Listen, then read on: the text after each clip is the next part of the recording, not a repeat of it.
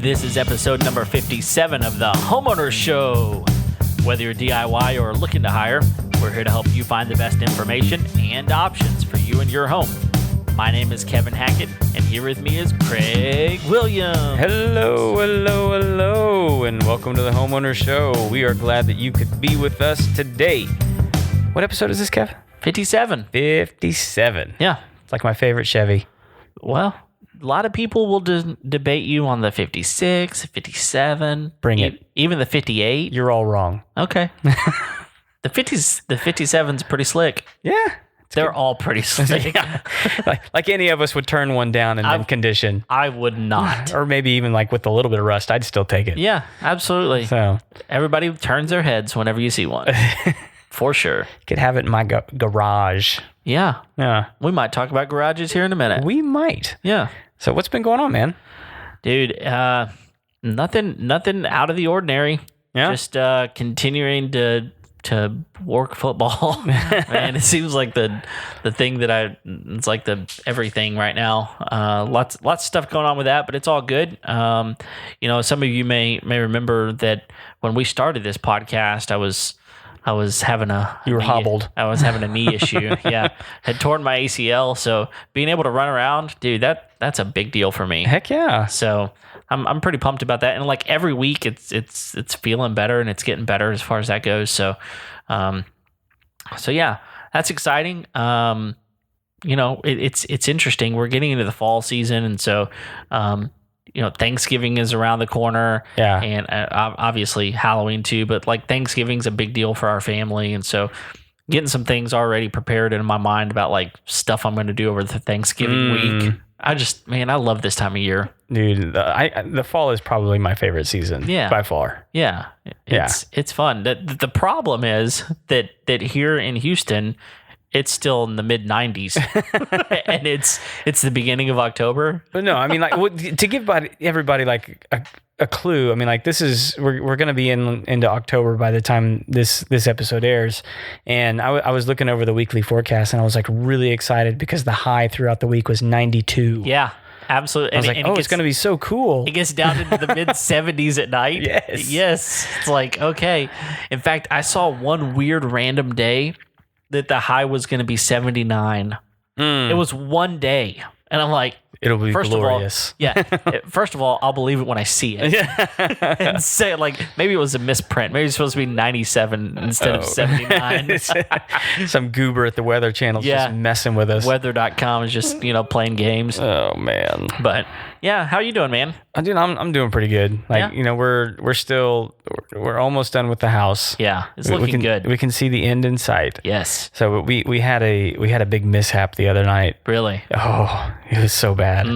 Yeah. So I'd left and we'd had a really busy weekend, and so I went to my high school reunion by myself. Yeah. Left Brandy and the kids here at home. We had to the next day. So this was a Friday night, and the next day we had to be at a fun run. It was a fundraiser. Yeah.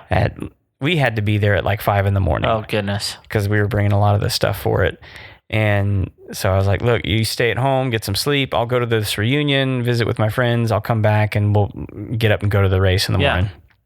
So I was going between two events at the reunion. I called to check in, and my wife told me that, hey, a pipe burst while you were gone. Oh no. And I was like, what the heck? Yeah. And she goes, don't worry about it. The crew was here. They fixed it.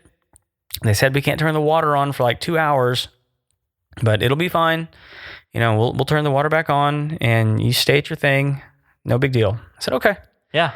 So stayed out and visited with friends, had a good time catching up, and I ended up getting home about midnight. Wow. Which, having to be somewhere at 5 the next morning. Not your best choice. Not my best choice, but it was a choice. And I made it. You owned it. Yeah. So I get home and I'm like, all right, I probably better go look at this thing, see what's going on. Well, and it was in the bathroom. Yeah. And in our new shower. And I walk in and water is just going everywhere. Oh no. And the pipe had come out of a fitting and was just gushing water all over the floor. What are the chances? And I was like, I don't know how long this has been going on. because, everybody had probably been asleep since like 9 o'clock. Yeah. So, I mean, the water could have been running in that room for like 3 hours. Oh, my goodness. So anyway, from my house down to the street where the water main is to turn the water off from the house. It's like 100 yards. Yeah. So I had to walk down there in the dark, find the water main, turn it off, go back up, try and figure out what was going on, refit the pipe, re-glue it. And once I got it stuck up in there again, I was like, well, I'm just going to leave the water off all night. Yeah. Because I don't want to have to wake up to this again. Nope. So I left the water off all night, got up the next morning, went down the driveway again, turned the water, and this was like at 4 a.m, and I didn't finish fixing everything till like 2 a.m. So it was just one of those like it was one of those moments as a homeowner where like you start to ask yourself like why did I do this? Yeah. Why am I owning this house? Yeah. So, but it's fixed now. Yeah. We actually had a plumber come out, and our contractors took care of that for us. They really did a good job, standing by that. Well, again, get a good contractor. Yep. They'll take care of you. They did. They took really good care of us. Good. So it's all fixed up now. Good. They're gonna come back and patch all that up. Yeah. In this week sometime, so we should be back in business. But I did get to try out the shower.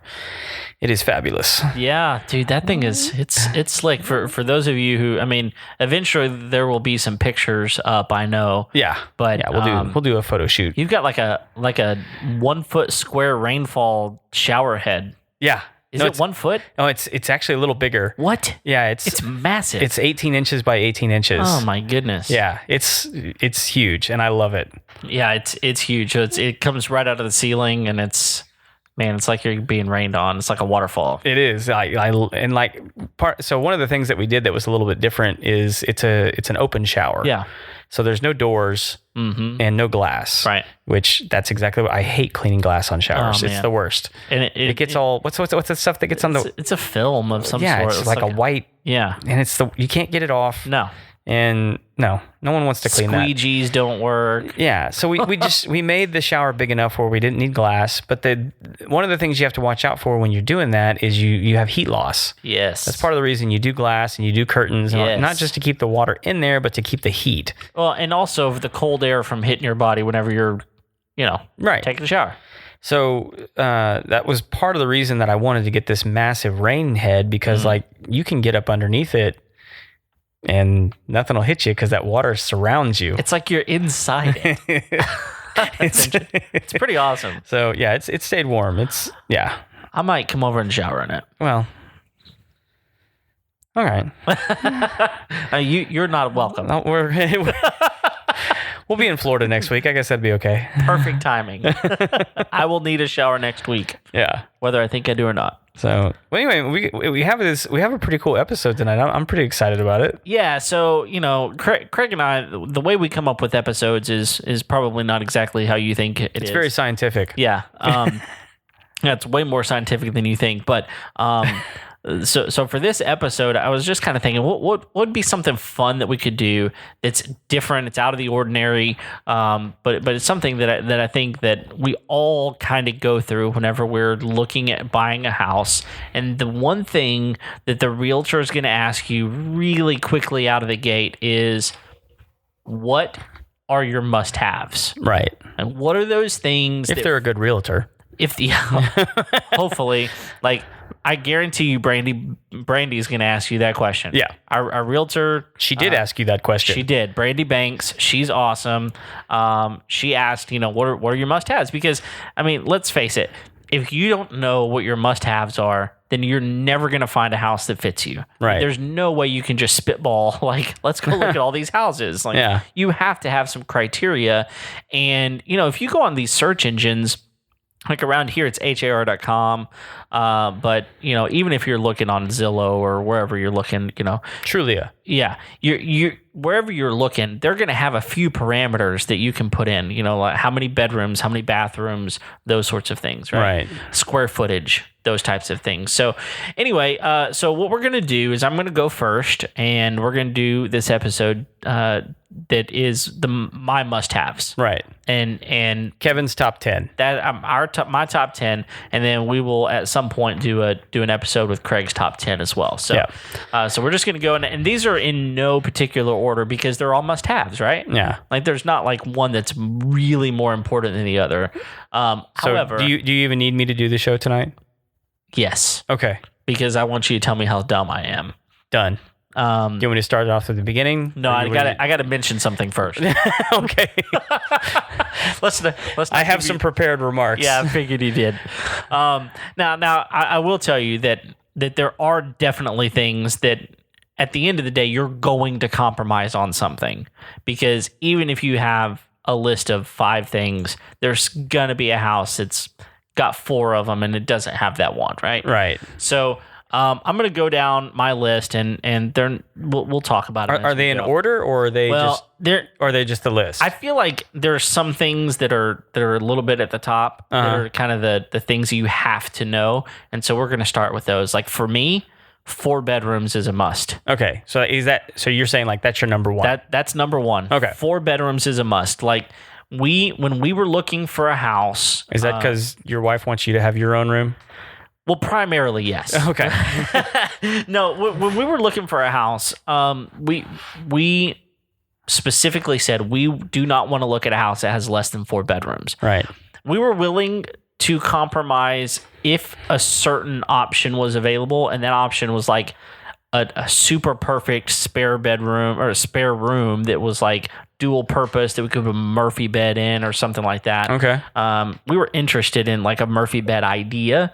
If you don't know what a Murphy bed is, a Murphy bed is basically a fold up bed that folds up into the wall. Yeah. And then you fold it down, and so when you need it. Yeah, it's a space saver, really. Have you seen the new ones?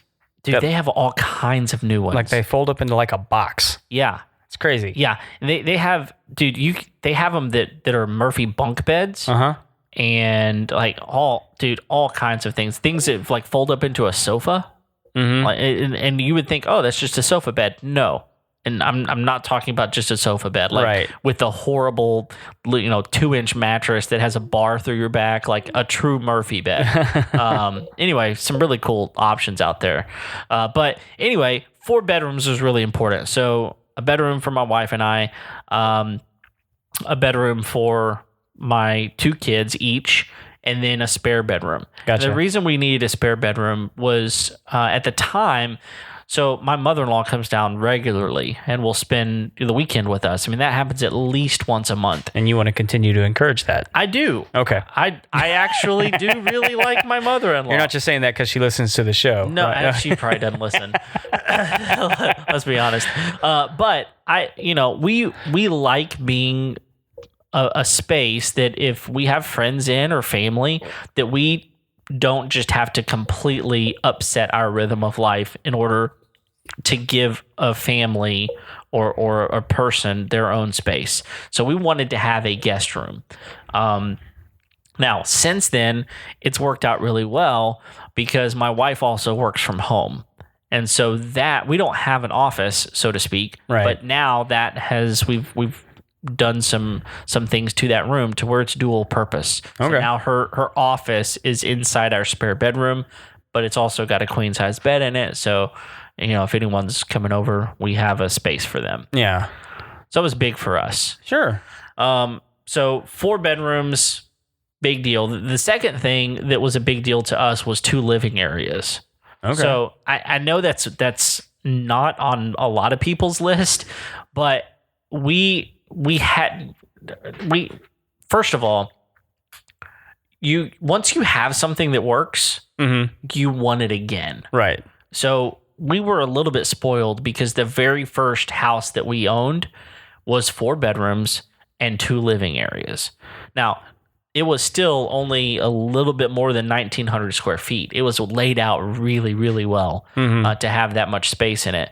But we wanted 2 living areas because we wanted a living area for our family. In fact, in our previous house, we just called that our family room.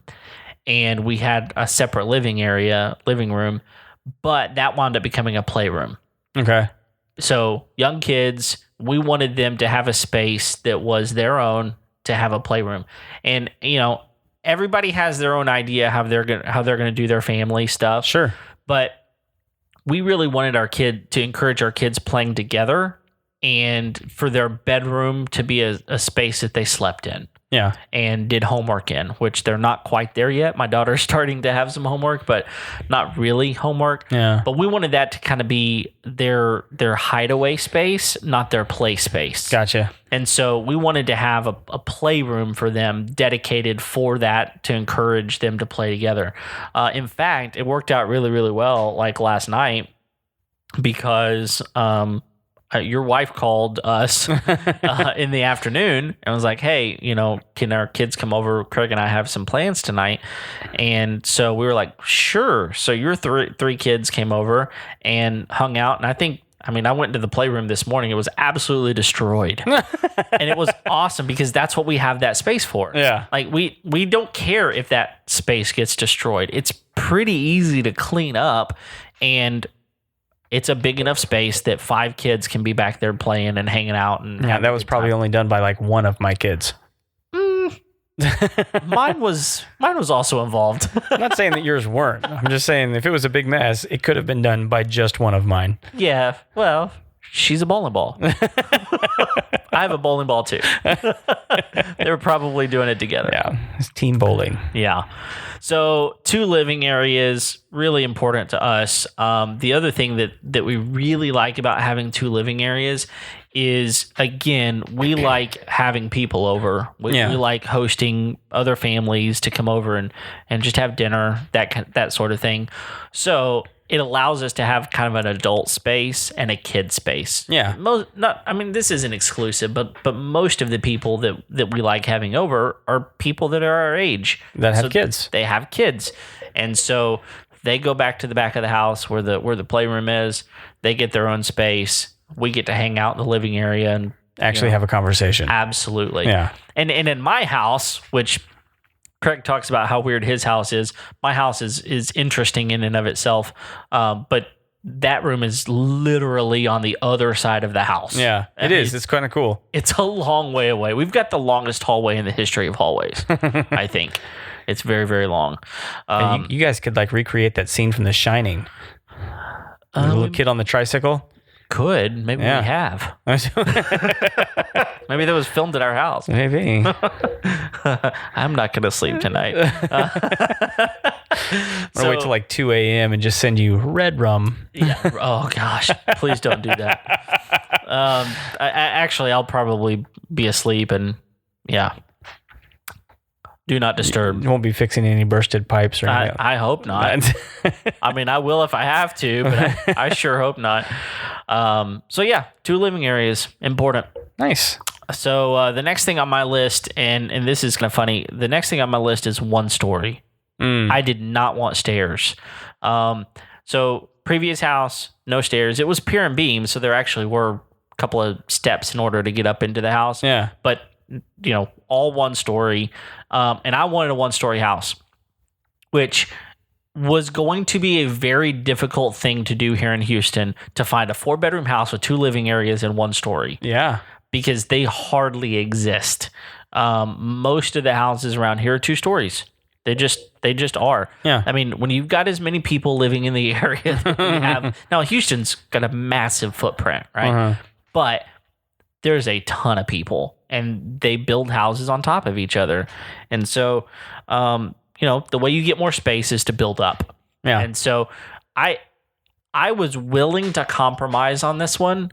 I really did not want to. Mm-hmm. What's really funny is my daughter had 2 criteria. So she was 4 when we moved here. She had 2 criteria. She said she wanted stairs and a reading nook. That's why she likes coming to my house. Dude, she loves, to this day, she was like, I really like our house. I just wish it had stairs. She just wanted stairs and then a reading nook, which she wanted a space to be able. She's very much like my wife. She's introverted. She likes to be by herself, and she wanted a space to go where nobody else could bother her. And so those were her 2 criteria. You didn't give her either one. We did give her one. We did give her a reading nook. Her bedroom happens to have 2 closets in it. Oh, okay. And they're both decent size, and so we just created one to be. We took the door off of it, put a curtain up instead of an actual door, and it had some shelving in it, so we put books in there, and so we kind of made it her own little space. All right. So, but I get the appeal of the one story. Yeah, I do. I mean, like, mostly because my house is nothing but stairs. Well, even to go to your kitchen, you have to go upstairs. Two flights. 2 flights of stairs. Or one and a half. Yeah, I don't know how that works. Either way, there are steps involved. Yeah. Yeah. To get the groceries up there, all that kind of stuff. I get it. You want a drink of water? Go up some steps. Yeah. Yeah. So I get and I grew up in a 1-story house, and they're nice. But to me, there is something about having that separation. Rather than having a long hallway, you just have some stairs. Yeah, and so one of the things that I will say is, and this is another one of our must-haves, is not open concept. Oh, really? Yes. So it's interesting because when we told our realtor this, when we told Brandy, we were like, we don't want open concept, and we know we're weird about that. And her response was really interesting. Mm-hmm. She said, it's not nearly as weird as you think it is. Like, really? Like, because if you go watch HGTV, for example, most people are looking for big open concept. Yeah. Right? Like, they want that space to not be closed in. They don't want to be confined. Yeah. We like the separation. Uh-huh. We like to have areas that you can go into and kind of be separated from other areas. It's just a personal preference of ours. I mean, and part of it is even like, we don't want to stare at our kitchen if it needs cleaned. Mm-hmm. You know, like if we want to watch a movie and we still got dishes in the sink and we haven't cleaned out the dishwasher yet, and so there's a process there. We want to not be looking at that whenever we're sitting down. You know, we kind of want it out of sight, out of mind. And so when it comes to 1-stories, the ones that we like the most have separation. Mm-hmm. The house that we had previously was separated. This house, you know, the bedrooms are in a completely different part of the house. Mm-hmm. So much so that they've got their own thermostat. I mean, they're really in a hallway all by themselves. So, you know, I understand what you're saying. The separation is really nice. We like the separation too. Yeah. So much so that we don't like open concept. Yeah. So, I don't know. Again, well, I think probably the appeal of open concept to people is it makes you feel like you're getting more house on a smaller footprint. It feels big. Yeah. Like, you can get an 1,800 square foot house. It feels really big. Yeah, because you put a big tall ceiling in it, and you connect the kitchen, the dining room, and the living room, and, you know, that's what we had in our last house. And it was what I tell you. What it's really good for is it's good for hosting people. Absolutely great for hosting people. Yeah, I mean, and so like if that's your thing, then open concept is probably more your bag. Yep. But like if you're more into like intimate gatherings, you know, probably closed off is going to work a little bit better. I actually like both. I mean, I don't know that I would have a preference. It would just depend on whether or not I like the rest of the house. Yeah. Yeah. And I also think how those spaces flow into each other really matter. Sure. So in our house, like I said, we've got a clear separation between the front of the house and the back of the house. We've also got the courtyard outside. Yeah. So like whenever it comes to having people over, we kind of keep everybody in the front of the house, and it works out. Yeah. It works out well. I was sitting here thinking as you're describing why you like closed off houses. I'm like, yeah, he's even got like doors going into his living room that closes it off from the rest of the house. We do. Yeah. And now that was there before we got there. But I can imagine you seeing that and going, oh, I like that. Yeah, we did. Yeah, we did. In fact, we had them closed today.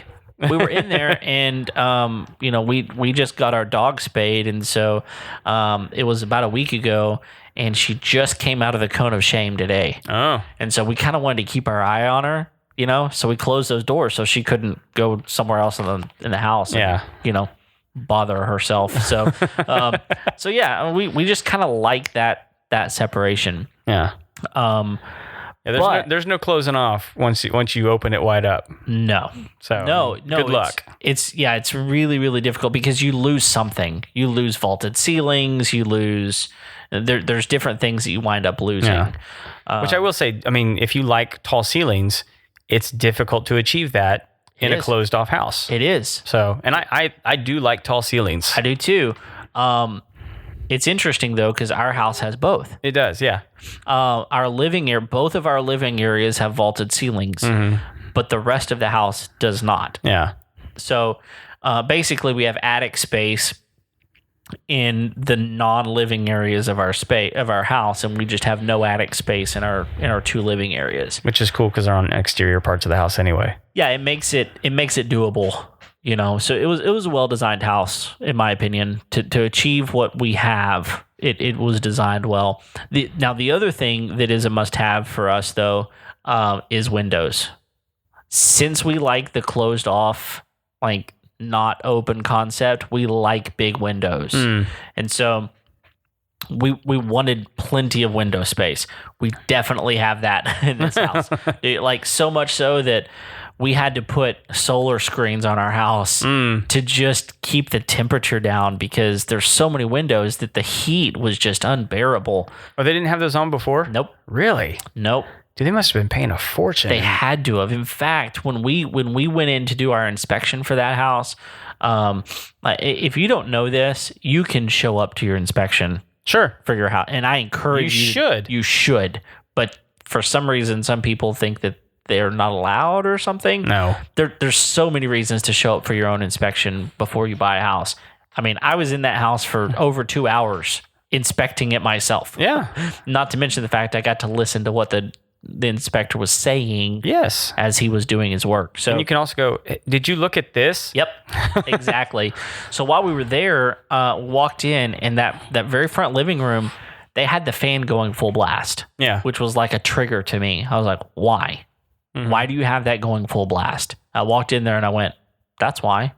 It's hot in this room. It was the morning. It was like 10 o'clock in the morning. It was super hot in there. Well, the huge windows in that room, like full wall full of windows. Yeah. And it's a vaulted ceiling. So even the vaulted areas have windows, and that room faces east. And so that sun was just beating down on those windows. It was super hot in there. So it was something that honestly was kind of concerning to me. I was going, ugh, this is no good. Yeah.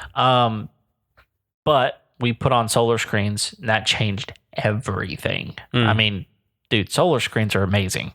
They're really, really, and it changed the look of the outside of our house too, which was a positive for us. Did they put those on the outside or the inside? They're on the outside. Okay. Yeah, they're on the outside, and you can get different percentage of block, like sunblock, right? But you can still see out pretty well from the inside. It's just from the outside you can't see in. No, not really. It's kind of some privacy, which is nice. But big windows were a big deal to us as well. So our house has a ton of windows.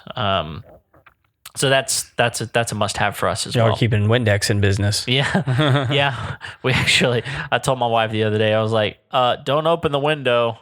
There's a lot of work to be done. We definitely need to spend some time working on our windows because there's a lot of them and they need cleaning. So yeah, windows. The next thing was a 2-car garage. Okay. Now, interestingly enough, we've never had a garage before. I've had one growing up. We had a garage.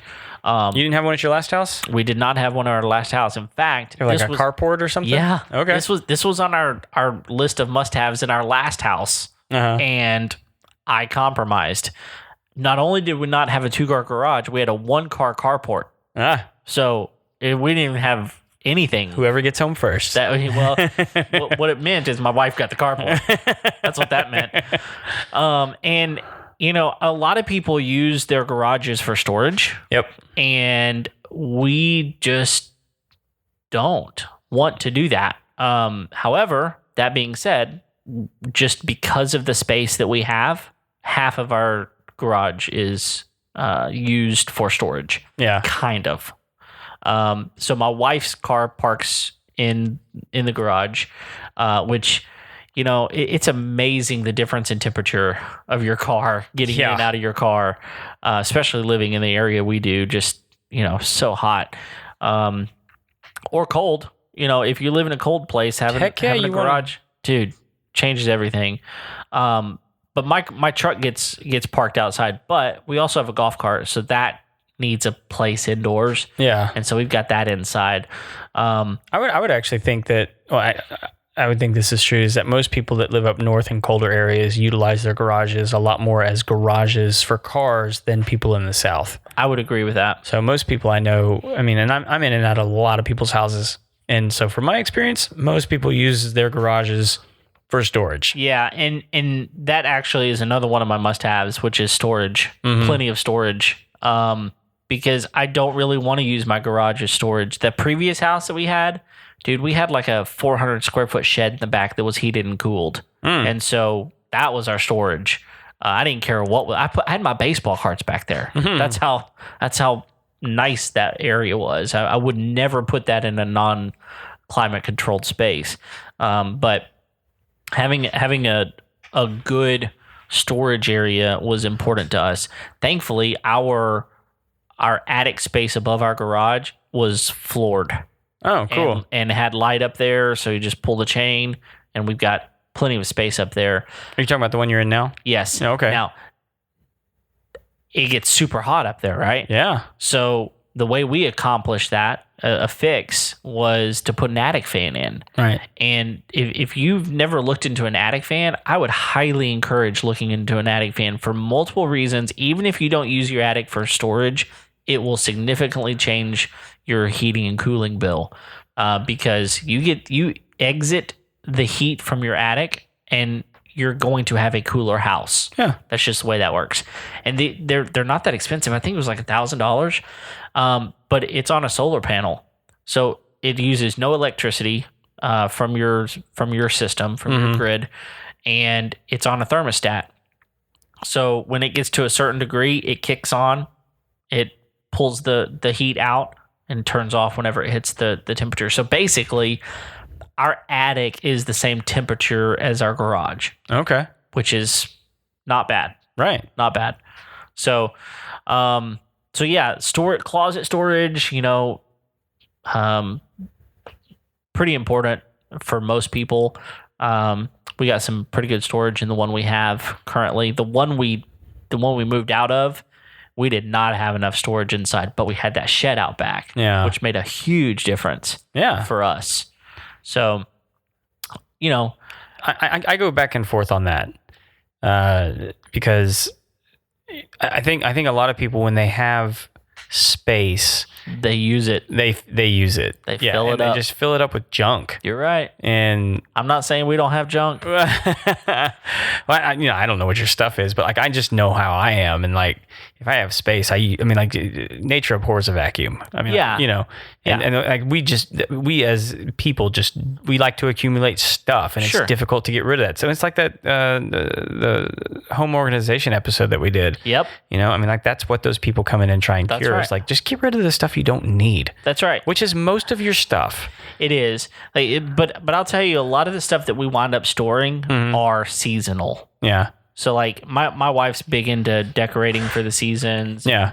Those sorts of things. So we've got tubs of decorations that could we do without? Absolutely. Yeah. But it's nice. If you're the type of person that likes to host and have people over and have a house that is seasonally, decorated, then you got to have a place to put that stuff. Yeah. And some people, the way they get around that is to rent a storage shed. Yeah. Somewhere.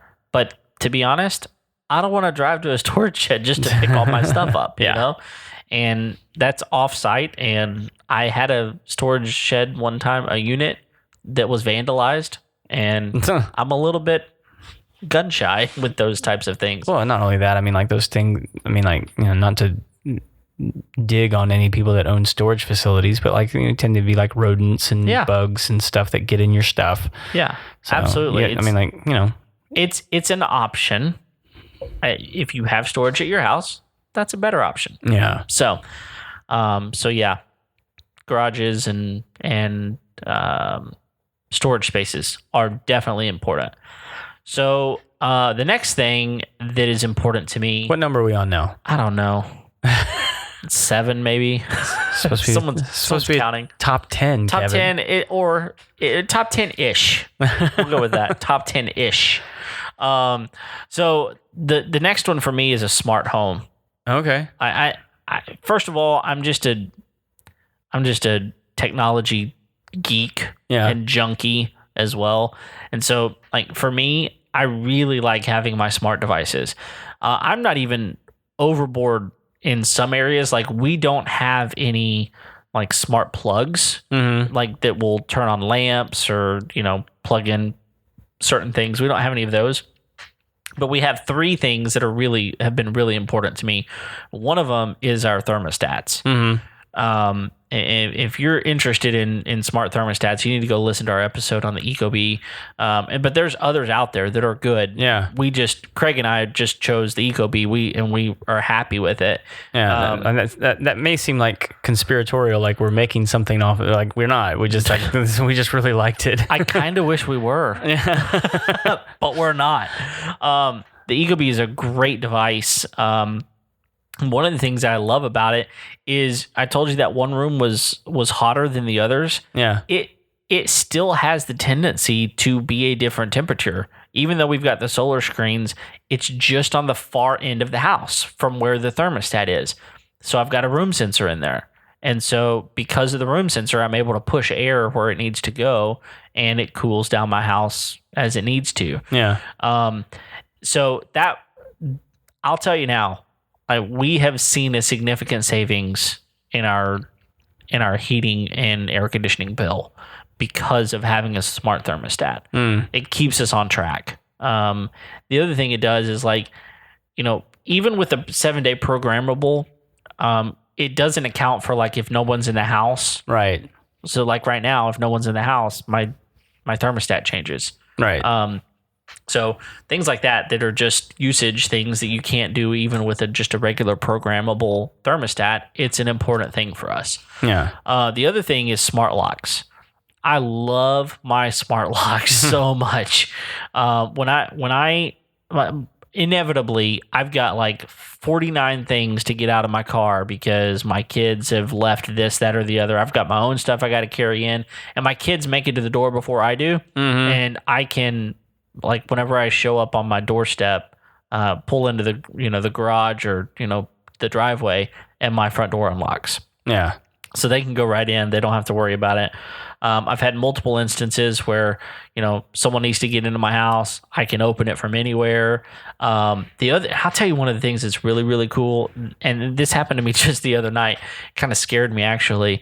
They're when they lock or unlock, they make noise. I mean, they're electronic. And so they've got kind of a sound that they make. And I was sitting in the living room next to our front door, and all of a sudden it locked. And I wasn't expecting it to, and it was late. It was 11 o'clock at night. Well, I have it set to where if it's unlocked at 11 o'clock, it locks itself. Oh, okay. And I've got 2 others that are on a timer as well, so that if they're unlocked at a certain time of night, they lock themselves. So I will tell you that there have been instances where my wife has woken me up at 2 o'clock in the morning and goes, "Did we lock the front door?" And I'm like, "I don't know, but I guess I'll go check," And now I can definitively say that doesn't happen anymore. Yeah. She doesn't wake up in the middle of the night worrying about our door being unlocked because it locks itself at a certain time of night. So there's some things about it that have been thoroughly enjoyable and have really changed our likability of getting. I don't have to carry a key. Yeah. It's awesome. And then the last one, and I will tell you, man, I have saved so much money with this device, and that's our sprinkler controller. Our Ratio sprinkler controller has been amazing. So in August, when we were kind of going through a little mini drought here in Houston, my bill was $69 for water. And I watered a lot. And it wasn't me watering it. It was my my system telling it when it needed to water and when it didn't. Right. And, regularly I walk my dog in the morning and I'll see people's every day, their sprinklers going. And mine goes every once in a while. And so it saves me a lot of money and I don't have to think about it. Like it waters when it needs to, it doesn't when it doesn't need to, and I save money. Yeah. And so things like that for me take the thinking out of it. Yeah. Man, I love that. So smart stuff. Yep. I'll tell you another smart thing. It's giving Drone Quote a call. Man, if you need solar or you need a roof, there's nobody else I would call. Yeah. I mean, if you haven't listened to our last episode, you need to go listen to it and find out more about Drone Quote, because we had the opportunity to have the owner of Drone Quote on our podcast and talk about what they do, how they're different, and man, it was fun. It's a good episode. Yeah, and one of the things that we ended up having a conversation with him after the show, and one of the things that he mentioned to us is a big reason that they're competitive in the market in bringing you better prices on solar and in roofing is that they actually take like a reduced rate. Yeah, I don't even know. I don't know anybody who's out there doing that. Yeah, who's not hitting the market on what their commissions are. Yeah, and I mean, everybody's at least hitting market, but most people are gouging you with those things. But he was telling us after the episode that they take below market. Yeah, and they're able to because they know that they're offering a product and it doesn't involve them sending an employee out to your house. Yeah, I mean they're not having to spend more money on employees just to make a sales pitch for 2 or 3 hours in your home. They don't have to do that. Yeah, and like one of the things I thought was really cool is they want you to take a picture of like your electrical panel. They want you to send a picture of like your electrical bill. Yeah. And you just upload those things through their portal. Right. It's easy. And they evaluate it for you. Yeah, it's simple. You don't have to really know anything. No. and on top of that, another reason they're able to keep their price low is because they don't work for a specific company. Right. They have a better than average chance of winning your business because they're giving you 3 quotes. Yeah.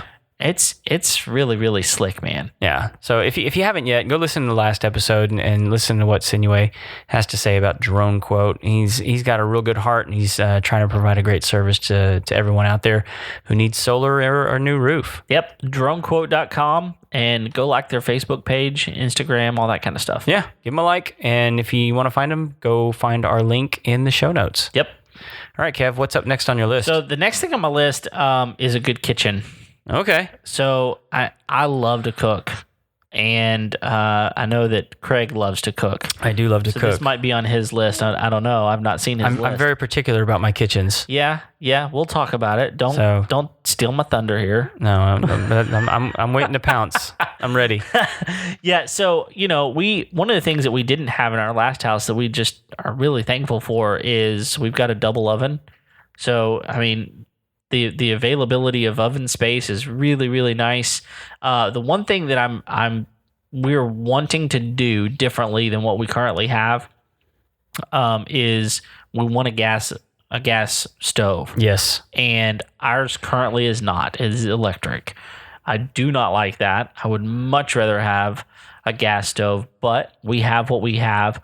There are pluses and minuses. There absolutely are. And I'll tell you, we have one of those kind of the glass top. Yeah, those are the nicer ones for the electric, for sure. Yeah, I mean, you don't talk about ease of cleaning. Yes. It's not even That's the biggest thing. It is so nice when it comes to cleaning. But cooking, it's just not the same experience as doing gas. No. But, having plenty of storage for your dishes and things like that is important. A good dishwasher. Yeah. I mean, man, there's nothing worse than a bad dishwasher. I want a good dishwasher. And honestly, the kitchen in the house that we currently have is not my absolute favorite. Mm-hmm. The one we had in our previous house was a lot bigger. It had a center island that was really, really nice. But I need a space where I can go in and prepare food and enjoy being, because you're going to, the typical person is going to spend a lot of time in the kitchen. They just are. Sure. So having an adequate space for all of that, really, really important. Yeah. So I actually I like keeping my kitchen pretty simple. Okay. So, I mean, like I need a heat source. Yep. I need a place to clean things. Other than that, I'm pretty good to go. Okay. But I like to, because I'm pretty simple, I like to actually have those things be really nice things. Yeah. And so that's where I put most of my money is into like stove, oven, sink, fridge. Yep. I'm done. Yep. I mean, we have a nice dishwasher as well. But like, I think one of the things, not a lot of people notice this when they come to my home. I am anti-microwave. I noticed. So, yeah. Yep. No microwave in Craig's house. I'm not a fan. Yeah. I don't believe in them. That's okay. So, I mean, they have their purpose. No. I mean, other than like potentially killing you, sure, yeah, they have a purpose. Okay. A lot of dead people out there. But yeah, good kitchen. I that's important. Well, and like let me just. One of the reasons I don't like microwaves is because nowadays one of the ways people tend to install them in order to save space is to put them over the stove and use them as a vent. Yeah, I don't like that. To me, you're just asking for trouble. Yeah. I mean, it's like, here, ants. Yeah. This is the place I want you to gather. Right. And annoy the bejesus out of me in my kitchen. Yep.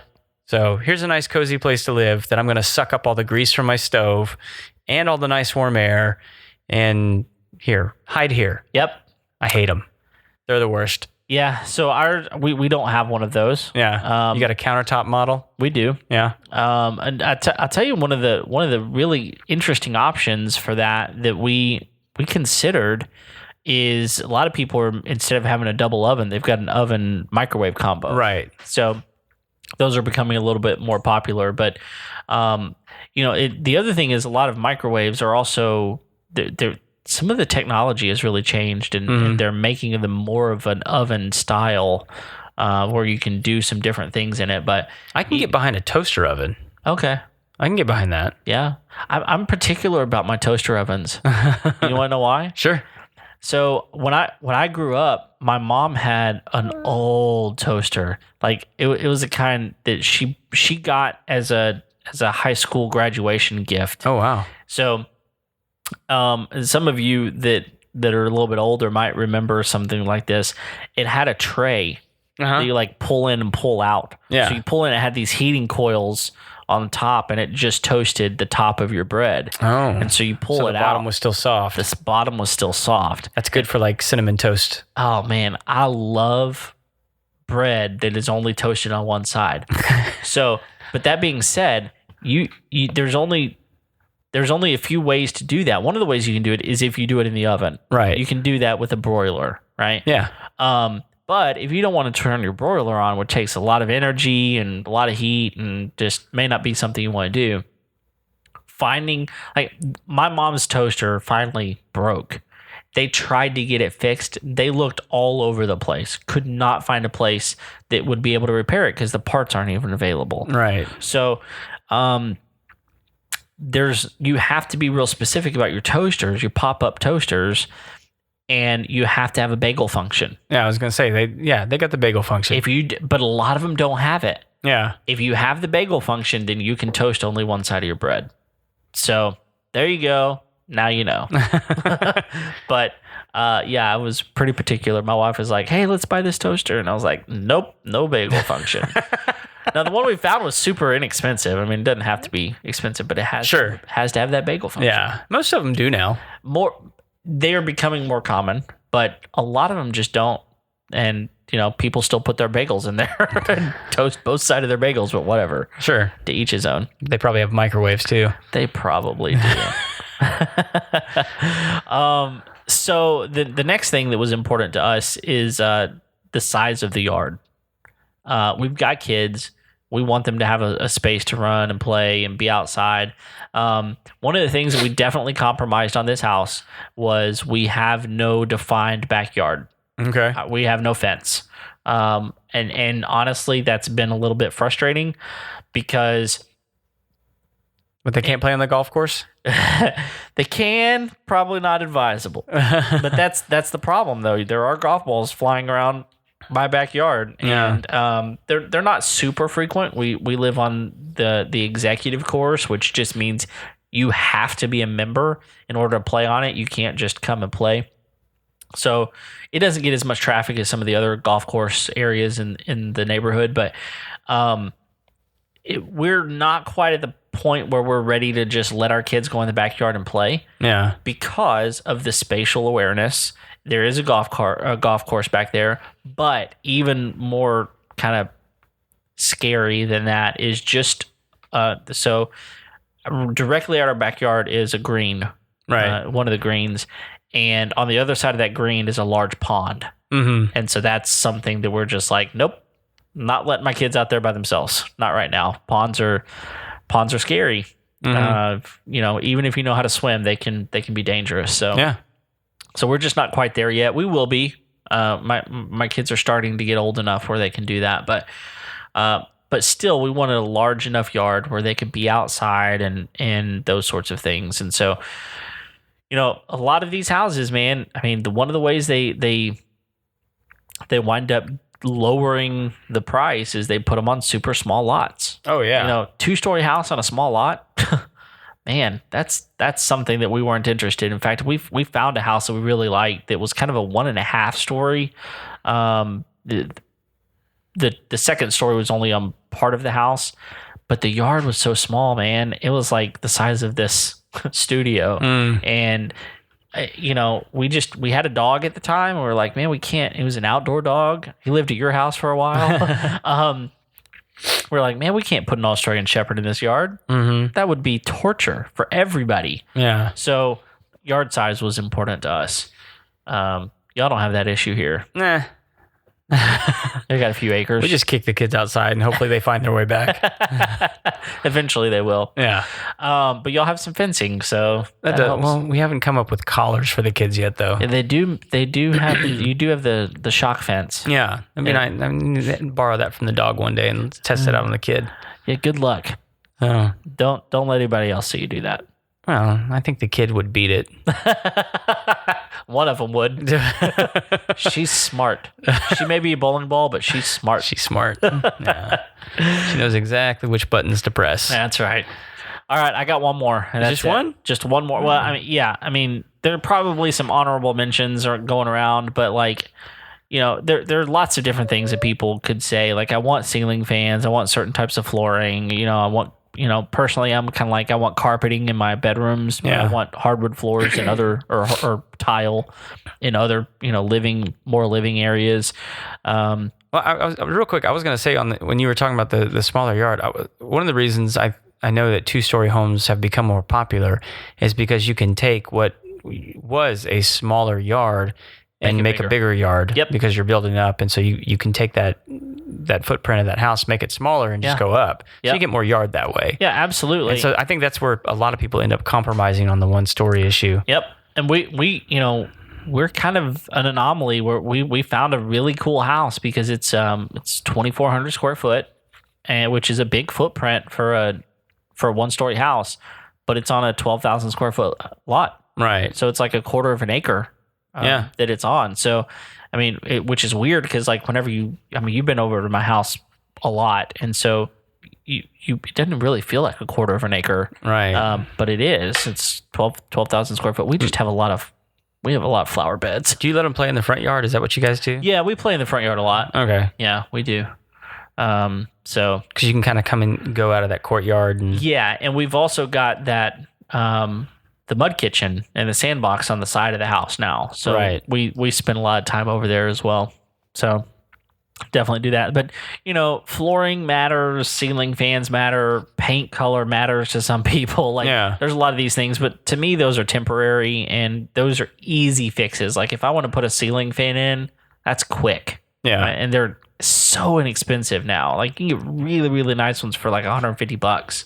Yeah. That are super nice. But some of the ones that I think are really cool, man, are just ridiculously expensive. They can be, man. We got really lucky. We bought one of those 8-blade fans and put it out in our courtyard. Yeah. And it's got a 6-foot span on it. So it's really, really big. But man, some of those can be so expensive. But even just some of those architectural ones, Yeah. you can easily spend $500, $600, $800, $1,000, $1,500 on fans. Like my wife has been eyeballing this windmill fan. Oh. Have you seen those? So cool. Is it kind of had two on it? Or No. one? It's like, it looks like a giant windmill just turned to face down. Oh, I've not seen that one. It's like I want to say it's like a 6 or an 8 foot fan. Oh man, it's massive. Yeah. Right, and it's built for a room like what we have upstairs. But it's probably like, put out a lot of air. Yeah, I mean, and it does. I mean, like it's anyway, but it's like $1,200. So you don't have it? No. No, you don't have it. All right, but it didn't make the list this go around. So the one that's there is working just fine. That's the problem. It works just fine. And when it breaks, we'll talk about it. Yeah, maybe. So I just have one more that really, really was a big deal to us, and that's school district. So if you have kids, I highly recommend you think about what school district you're buying into. Yeah. They're not all created equal. And it is especially not in Texas. No. And Texas is big. We got a lot of different options. But even in the Houston area, I mean, some are just a lot better than others. And that information is out there. It's available online. Your realtor probably isn't going to have that information. Right. Like even good realtors, in fact, let me put it this way. A good realtor won't give you advice on school district. And the reason is because that's a very personal thing. Yeah, it's a subjective. It's so subjective. Like what you think is really important for a school may be completely different than what I find important in a school. And that's what my realtor said. She said, listen, the information's available. There are websites out there. I'm not even going to tell you what they are because they're so easy to find. But what you find important in a school may be different than what I do. And so, I don't even want to get into that conversation with you. Do your research. Yeah. It's available. Well, and like for us here, I mean, I don't know how it is in other states, and you can probably speak to this a little bit out from Arkansas. Yeah. But like here in Texas, what you'll notice is like most of the school districts are like, for instance, I mean, here it's the Conroe Independent School District. Yeah. And then the Klein Independent School District. Yep. And the Spring Independent School District. Right. And so like these school districts are not like cooperating necessarily on like their curriculum and different things like that. They all get to make their own decisions. Yes, they do. I mean, like there's certain things that come up, and they based on fundings and so like there's tests and all that kind of stuff. Yeah. So there's certain things that the state will bring down on them. But for the most part, these school districts get to make their own decisions as to how things are going to go. That's right. And you really need to pay attention as to what that particular school district is, how they're going to operate. That may be completely different in some other states. I don't know how Arkansas is. Yeah. I know a little bit how Florida is. And so every state is even different how their school systems operate. No, you're exactly right. And some schools are going to be highly focused on math and science. Right. And some are going to be highly focused on the arts. Some school districts in when I was growing up, we had shop class, and woodworking class, and some others like cosmetology and things like that. And did you take some cosmetology? We're not going to talk about that. All right. But you have a fine buff on the top of your head there. Yes. But actually, it's interesting because some of those things are starting to come back into some school districts. That's cool. Like they went away for a long time, and they're starting to come back. And that may be something that you want your kid to have an option for. I've even seen some school districts offering technical schools. Yes. Like rather than like traditional education, offering some trade and skills. Yeah. Yeah. Which I think is great. Yeah, absolutely. And, there's just so many variables down to, testing scores, to, different ethnicities that are part of your school, even location. Like, how far is it from your house? Yeah. Like, if something happened and you needed to get to the school, how long is it going to take? What kind of commute are you going to have? Yeah. I mean, because maybe it takes 10 minutes to get to your school in the morning. And maybe in the afternoon it's 35. Yeah. So, depending on what your commute is. So, knowing that is really, really important. And especially if you're coming from a small town that only has one school district, pay attention. Pay big, big attention. Yeah. Now, again, you may not have a choice. There may be times when you don't have a choice, but for us, we had a choice. And so school district was really, really important to us when we moved. So that's my list. It was all right. Okay. And that's the thing, like going back to being personal, like this is my list, and I'm fine if people, absolutely disagree with all of them. That's fine. The important thing is that you have a list. Yeah. And that you have a reason for all of those things. Unless you just enjoy being random. Well, the problem is if you wind up being random, you're going to be so random that you're going to lose a lot of money. You're going to buy a house randomly, and you're going to hate it, and you're going to want to buy another house. Yep. And then you're not going to like that one, and you want to buy another one, and eventually you've lost all your money. And unless you randomly find a lot of it. You're on this random thing. I will tell you this, like you also need to recognize that having a house is not an asset. Right. It's a liability. Yeah. And so unless you find a way to generate income from your house. Yeah. Which you can do. You can do. Yeah. And so you just have to recognize that a lot of people will bill buying a house as an asset, and it's really not. No. And so being specific about what you have in your house and why you have your house, and if you do want to run a business out of your house, just make sure that you're set up well to do that. So that's our episode. Yeah, it's good stuff, man. Good. I think it's a lot of, I think for people who maybe haven't started that home shopping process, here's some ideas to consider when you're, putting your list together. Yeah. I'm interested to hear what yours is, because I'm sure it's going to be vastly different from mine. We may have some similar things, but I know just based on our two houses that what we are looking for is different. Yeah. My list will probably be different. I mean, just in like what's emphasized, just because honestly, there's a lot of stuff I just don't care about. Sure. Now, the things that I do care about, I'm pretty particular about. Right. So, and the other thing that I would want to tell people is, like, I have the thing that I'm really actually very adamant about is that someday these things that I want are actually going to be transformed into a space that's very different. Like I really want a house with a minimum of 5 acres. Right. And I want it to be far enough out that I don't have people on top of me. Yeah. So that's something that I really, really want. In fact, my ideal house is probably a metal building, like a Mueller house. A Mueller house, yeah. You've been talking about that a while now. Yeah. Yeah. I mean, for me, that's... After that interview, you've just been like, I really want that Mueller. I do. I just really like the idea of that type of thing. Now, I think it will incorporate a lot of the things that are in this list. Yeah. But, I guess that's the thing, is like knowing what your list is will help you determine what you're going to buy. Yeah.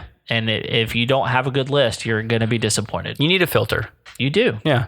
And a good realtor will help you with that. Sure. But that realtor also can't make decisions for you. No. And they're not going to. And honestly, if you don't communicate those things when you're working with her, it's just going to frustrate them. Yes. Because they're guessing. They're just guessing. And when you wind up guessing long enough, you're going to be like, I'm done. Yeah.